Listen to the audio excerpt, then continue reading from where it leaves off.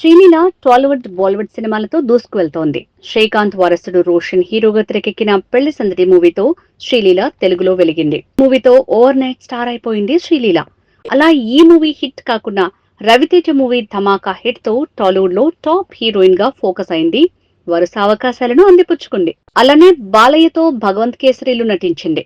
అలా ఆ హిట్ తో సూపర్ స్టార్ మహేష్ సరసన గుంటూరు కారంలో మెరిసింది. ఆ మూవీ హిట్ కాకుండా శ్రీలీలని బాగానే ఫోకస్ చేస్తుంది.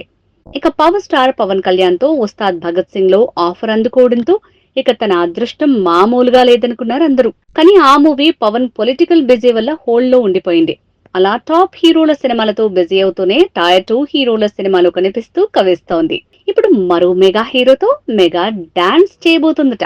టాలీవుడ్ టాప్ బ్యూటీ శ్రీలీల మరో ఐటమ్ సాంగ్ కి రెడీ అయిందట.